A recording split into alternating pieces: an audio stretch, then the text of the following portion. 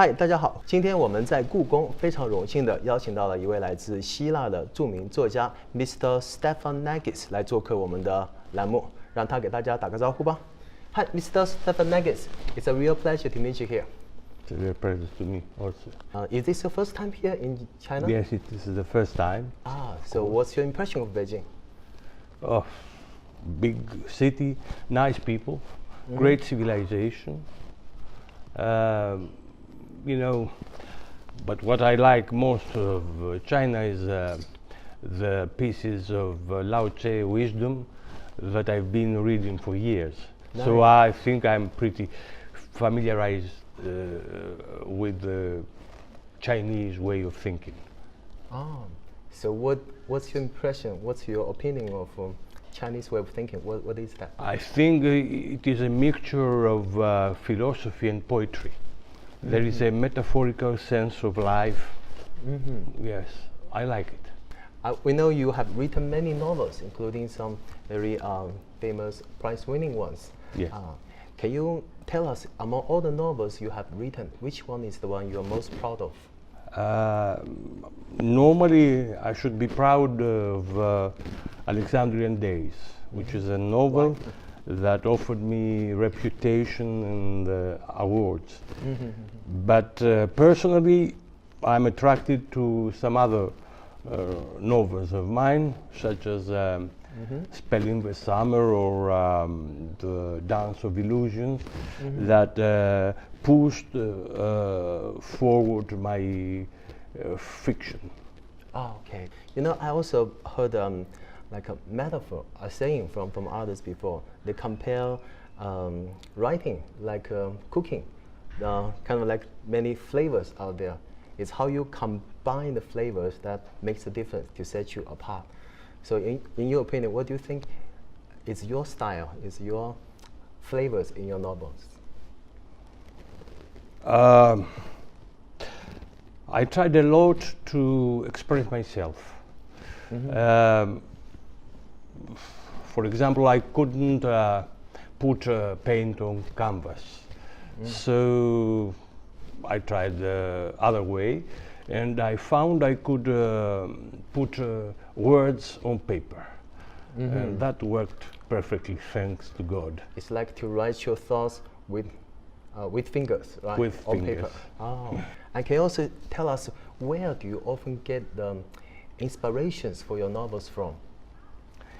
I think everyone has a quintessential idea, summarizing his view of the world. It is like a mother that gives birth to books. But, there is, of course, a divine moment when an idea comes up, but then you have to work hard. So I would say this is just this quintessential idea that gave birth to many books. Have you ever had a writer's block when writing something, writing a novel? I always have. And when that happens, what do you often do? I know, you have to wait, and you have to spare time, and then everything works. I see. Just be patient. Wait. Yes, this is the ordinary way of writing a novel. I see. And also, can you share your personal experience with us? In the first place, how did you find your passion for writing novels? I think that writing novel is a destination. So you can't do otherwise. How did you find the destination, and when did that occur to you? This happened many years ago. I don't recall the moment. Yes. I think I read some novels, and then I said, I will be a writer. Oh. Was so you got that simple. Yes. Got the inspiration, and suddenly you could, I could become a writer. Then you started doing that. There are also many youngsters who would like to follow your footsteps to become a novelist like you. Any advice you could give to them?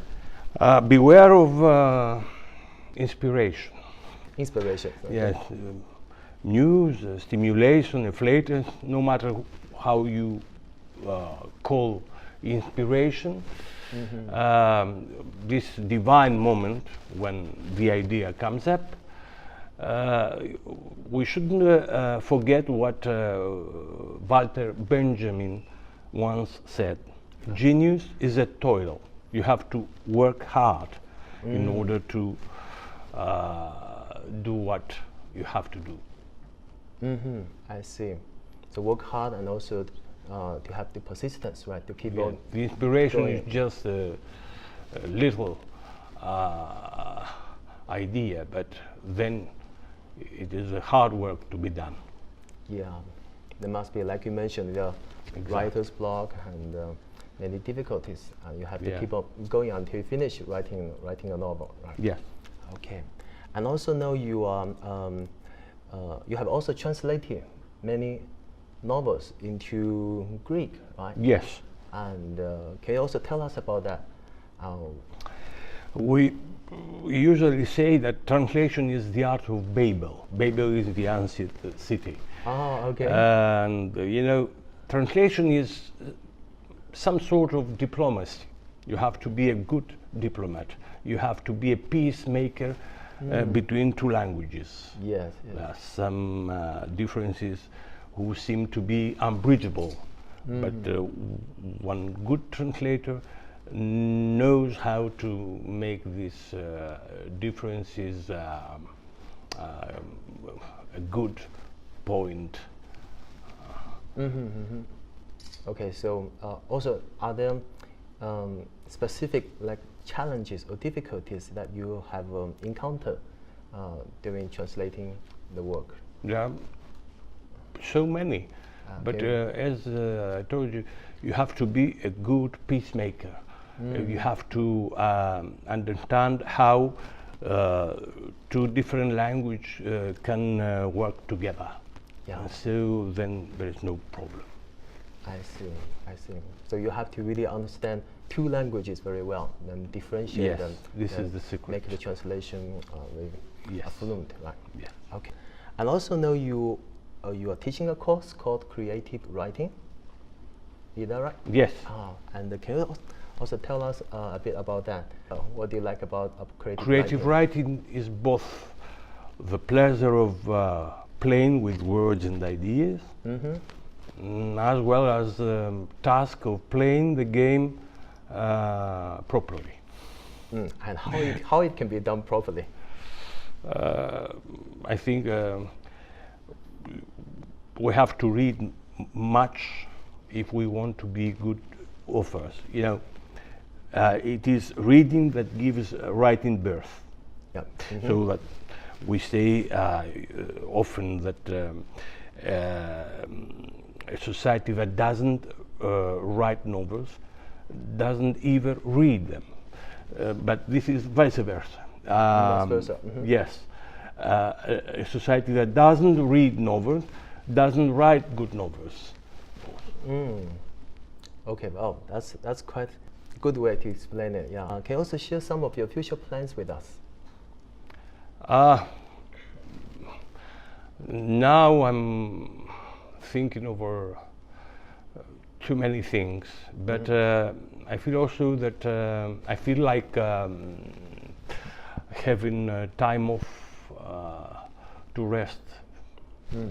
This is I need most for the present, for the moment. And perhaps when you're during the time you're resting, you may get inspiration for your next novel? Yes, it's probable. Before we finish up here, do you have any other words you would like to say to our Chinese audience? I like the Chinese people. Seem to me very warm people. They have the same metaphorical sense of life as we have in Greece. So I wish you all the best for the future.